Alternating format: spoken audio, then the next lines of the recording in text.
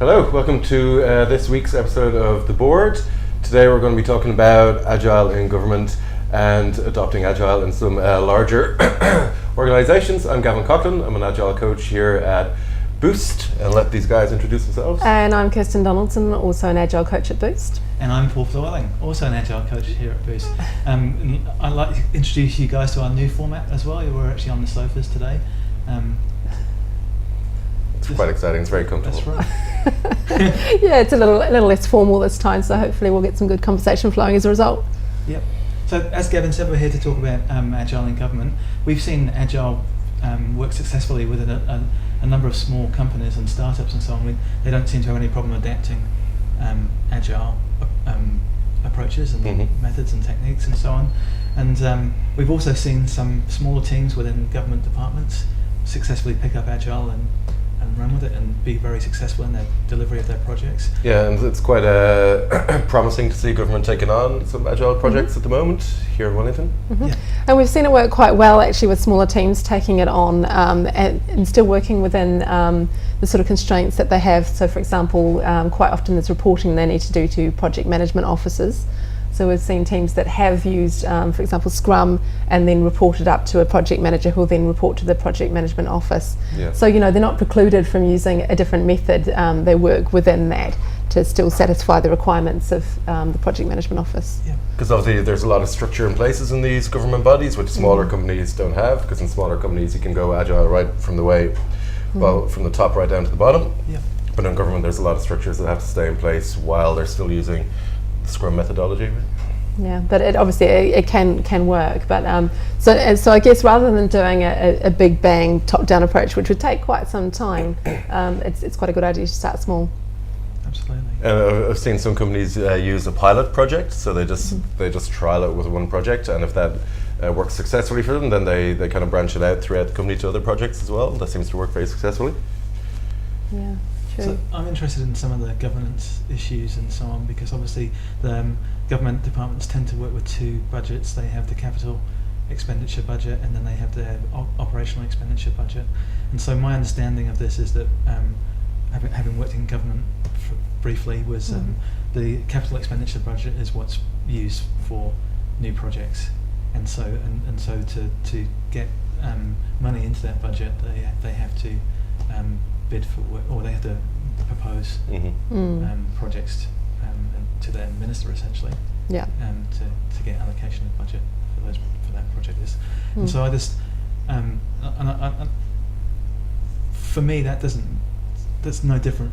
Whether you're Agile or waterfall or whatever method you're using to whatever process you're using, we still do that within our projects as well. Within Agile projects, we still have an idea of how much something's going to cost. Of course, I mean, we're quite often working to cap budgets on projects. It's a time and materials basis, but to a capped budget, it doesn't just carry on ad infinitum. There's always a close eye on the budget to make sure that we're getting the best value for the budget. That's right.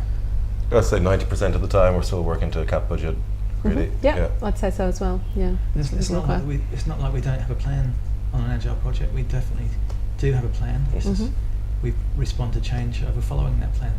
Absolutely. So there is some amount of planning that can be done in regards to what stages you're going to be at what parts of the time frame, right?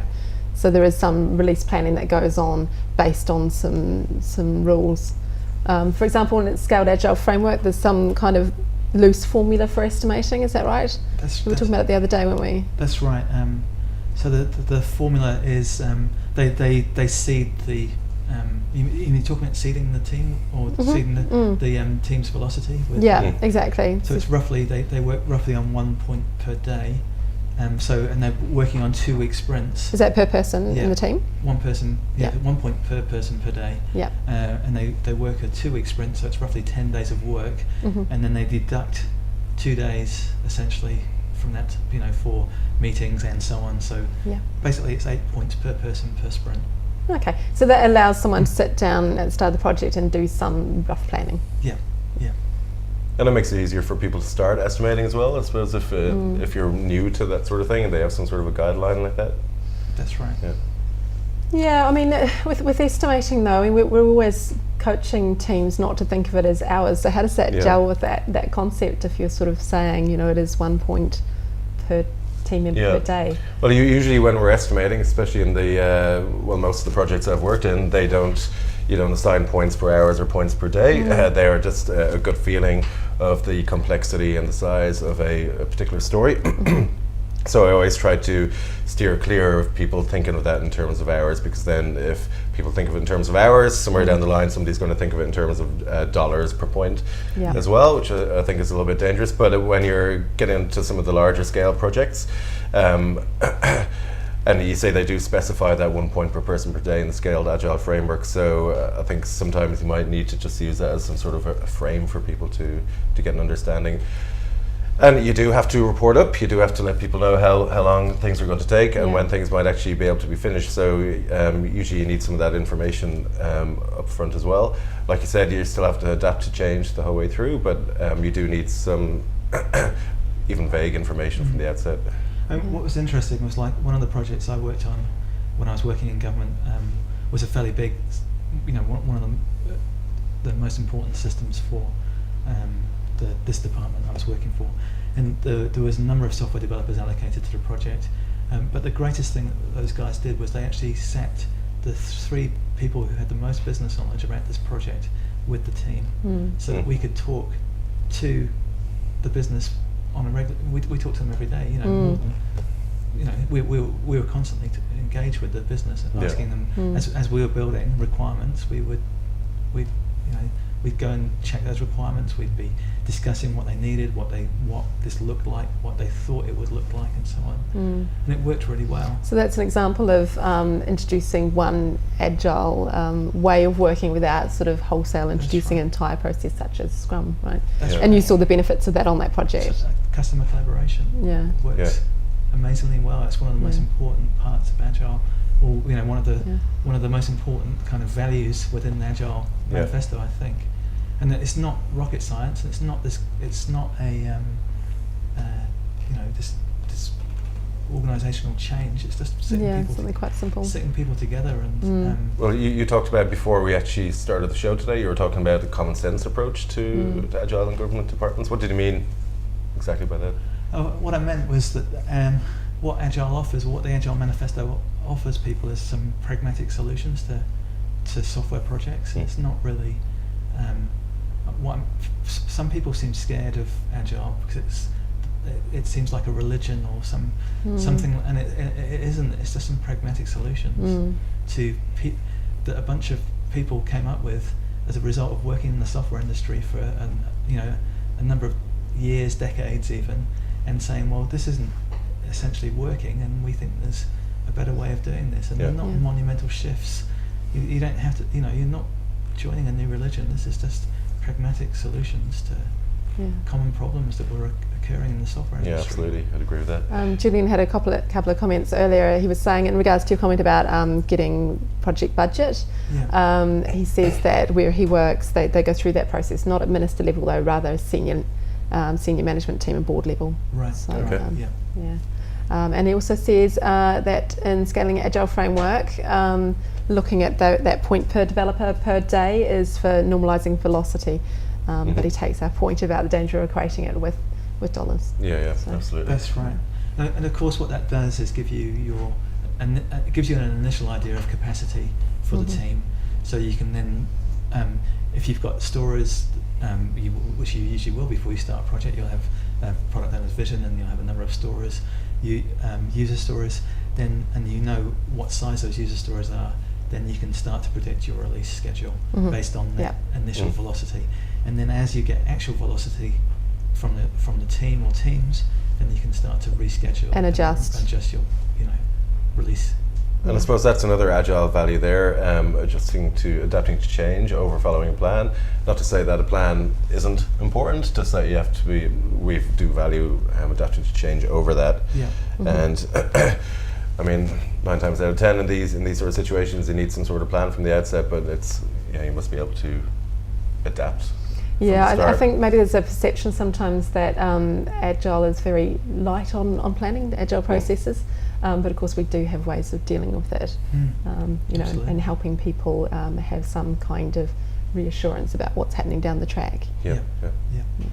The interesting thing is where the following the plan, over following a plan is like most people that I've worked with, the project manager was very good at adapting and changing the plan, regardless of I think it's a big myth that people that follow plans rigidly, even outside of agile processes.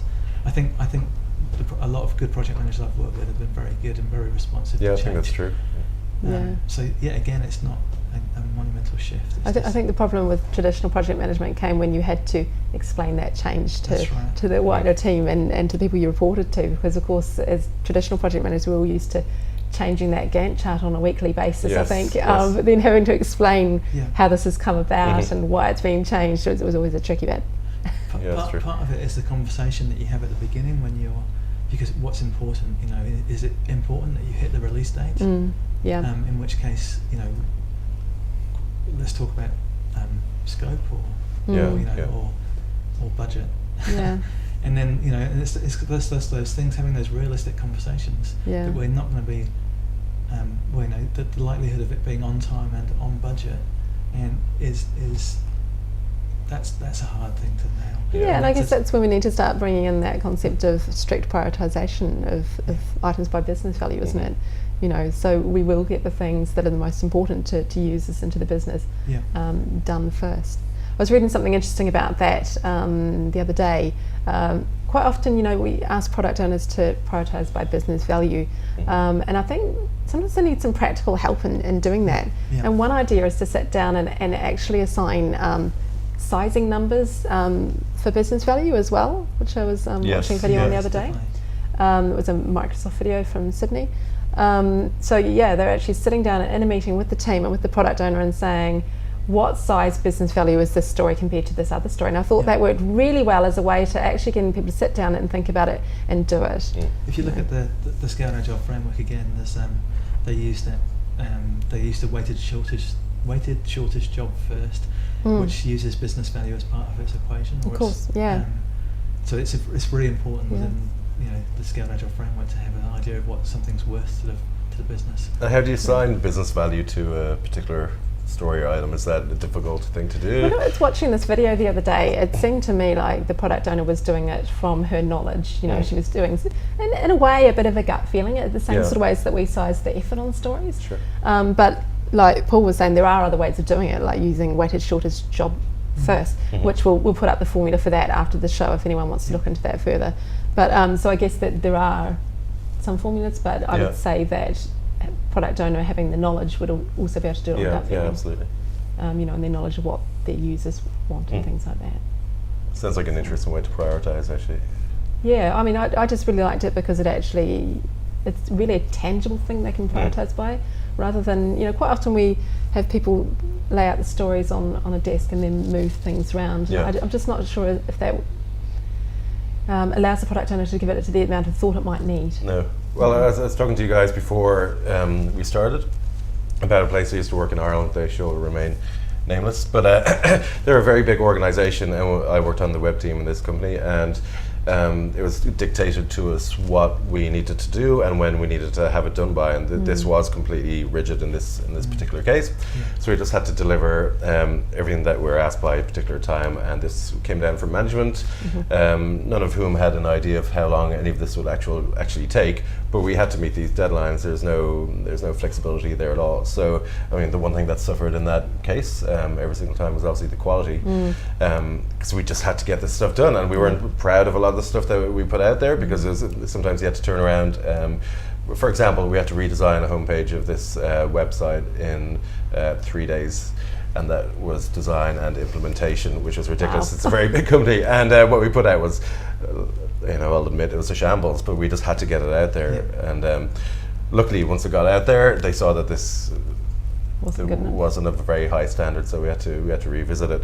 But and that's just one of the dangers of people dictating when something can be done by and for how much, without having any flexibility around the scope. It's that concept of wishful thinking in regards to deadlines, isn't it? Yeah, absolutely, and just hoping that it all works out. Yeah. And that's when people sort of end up working those really long hours trying to make those deadlines as well. Yeah, well, absolutely. Which of course isn't the most productive thing for a team, to be burning themselves out working those long hours. So. That's right. One of the that's when I discovered Agile, if you like, and I didn't even realise it was such a term in those days. But we were just trying to find a smarter way of working, because I was working for a startup here in Wellington, and we'd just gone live. We had a big deadline on us because we were showcasing at TechCrunch in the States, so we had to have the website up and running, and so there was a very realistic and very pressing deadline. We'd basically worked the weekend with very little sleep, and then we came back into the office the following week and said, what can we do to make this smarter? And the first thing we did was we created a visible workspace so that we all knew what we were working on. Yeah. We didn't even, and then by accident we started doing daily stand-ups around the visible workspace, and it was just sort of just an intuitive way to do it. I don't think anyone had done any research or anything like that. We just found it a smart, just a way of coordinating our work was what we needed. Yeah.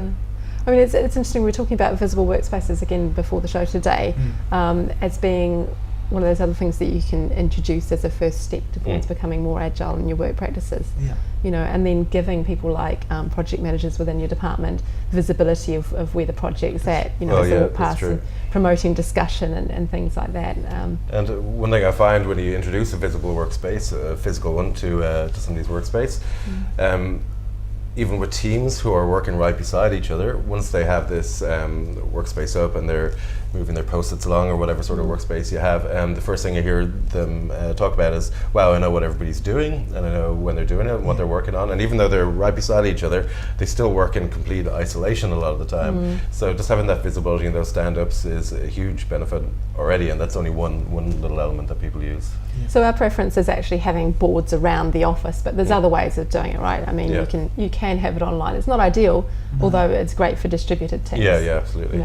There's something about standing around a board that really promotes a good conversation. And being able to just wander past it. You can't really wander past a web page. No, it's difficult. And the whole point about, another government department I worked with who will remain nameless, but their visible workspace became a talking point because people would wander past, people that had maybe a connection or maybe they were a stakeholder on the project, but they could immediately see what the team was working on. And they didn't need the team there to work out, there was a list of stories, there was a burn up or a burn down, telling them how far they were. They could see the tasks moving across the board, and it was just and the immediate feedback for them, immediate feedback for the stakeholder. Also, the project management office were using it. We had a regular visitor to our stand-ups, and he would just be using it as a way of risk monitoring, because he could clearly see what was happening and what wasn't happening, and where, he initially started off questioning me, how were we going to manage risk as part of the project, and this was he had to report back on what the risks were, and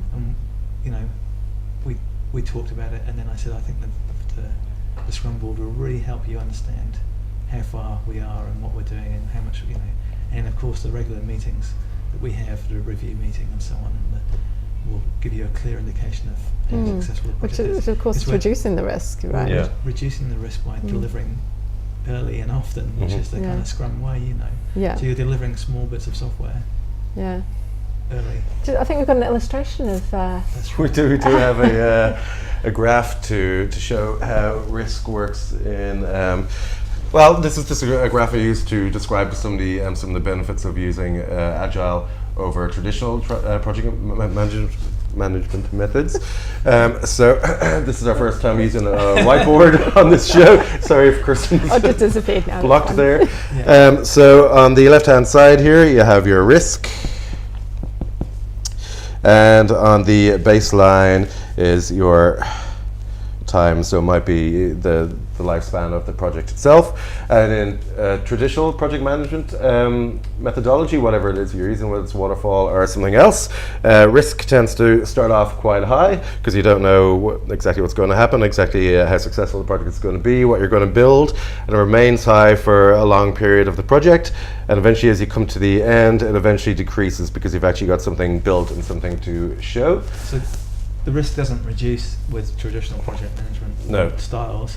until you start delivering. Yeah, exactly. And so until everything's going through testing and so on, which is usually the end of the project in the kind of the waterfall approach, yes, for want of a better word. But risk isn't reduced right till the end. Exactly. And with if you're working in an agile way, whether you're using Scrum or anything, risk will start off pretty high again, as it always does, but it's going to decrease quite rapidly because you are producing things after sprint one. You're producing something of value after sprint one and producing something of value after each and every sprint.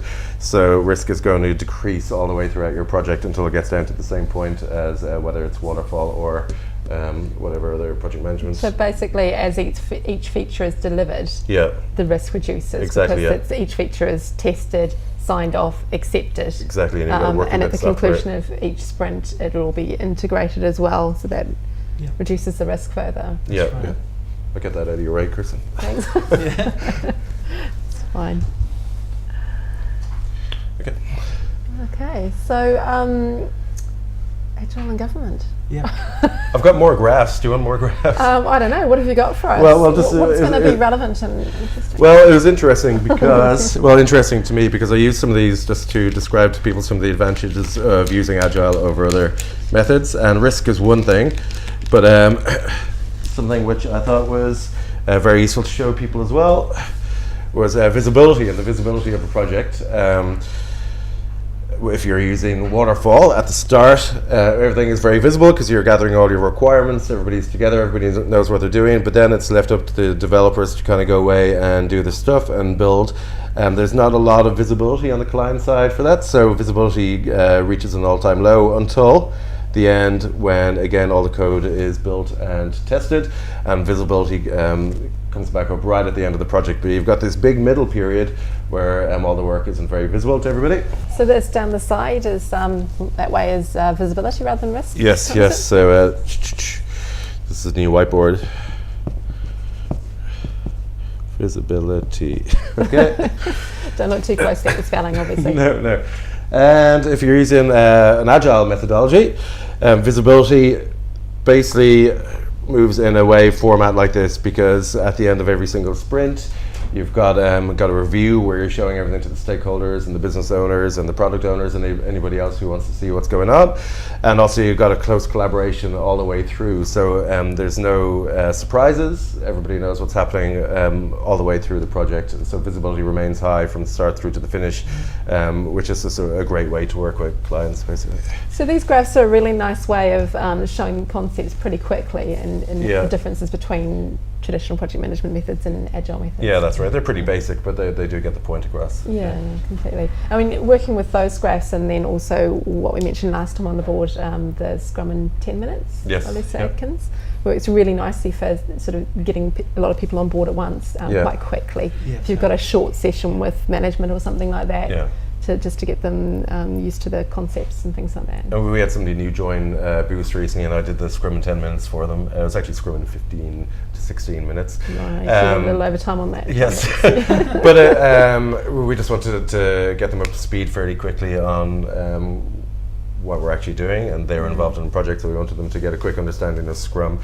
So it worked pretty well for that. What would have been interesting actually, when you did that last week, if you had done that histogram about, how familiar this person felt with it, sort of before and after, to gauge how that had worked. Maybe we'll do that next time with an next year employee and just I quite like that idea. See how it works. Okay. Because then obviously you can tweak and adapt it. Yeah, and we're going to give them a bit longer and more in-depth version of it. I think tomorrow.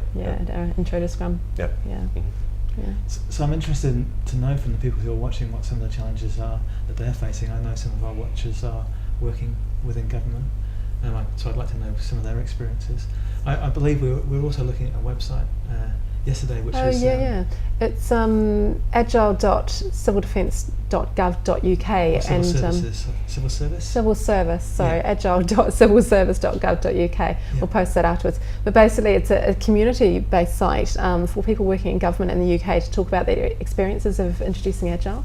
So the UK has the government has mandated that the increasing use of agile methods within government projects, and I think some of the key drivers for them of the pragmatic approach is that agile methods bring, with terms of risk reduction and visibility being the key.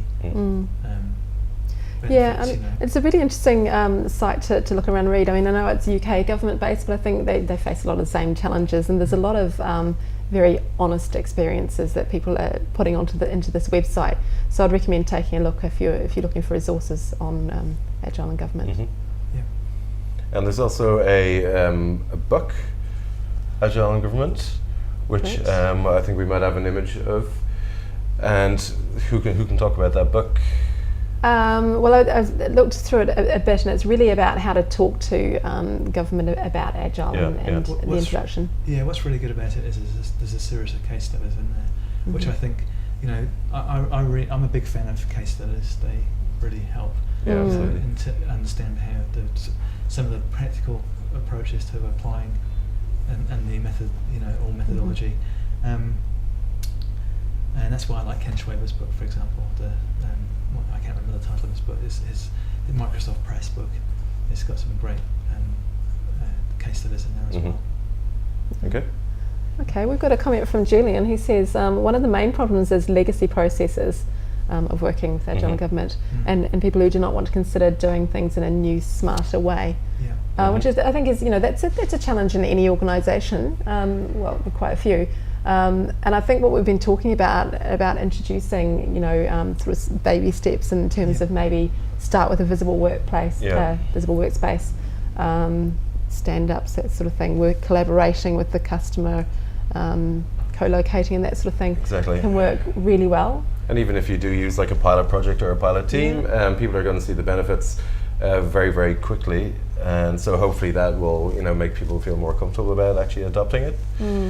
But it's completely understandable. What's that paper we put out with our intro to Scrum? Scrum is hard and disruptive. Yes, yeah. It's not easy, but the benefits make it worthwhile. Well, particularly in our experience of working with Agile. Certainly, the group that I was working with in government was a big ministry, and we had 120 or so developers on one floor. And the way we worked was the developers would be allocated to they're in a pool essentially, and so when a new project was about to start, they'd allocate developers out of the pool for that project. And there seemed to be no reason to me why we couldn't have chosen an agile way of managing ourselves, because all we were doing was reporting back out to a project manager. Question: were those developers 100% on the project then? Yeah, they would be, yes. So, which is, obviously the best way to be if you're working with Agile process. No, it seemed like that particular ministry I worked in, I don't think they'd have any problems introducing Agile approach from the roots level. And I don't think it needs to be this, mandate from above. It does help, but if you're just looking for a way to work smarter, then I don't see why there's and essentially you just have to ask permission from your product owner stroke business to and get their time commitment as well. That's right. Which can be another challenge, with everyone doing multiple projects. I mean, quite a lot of product owners are doing multiple projects in government, I've found as well. We've just got a couple of minutes left, maybe about 1 minute actually. So is there anything you guys wanted to add before we wrap up? No, not really. I think they'll fit into a minute. Covered everything.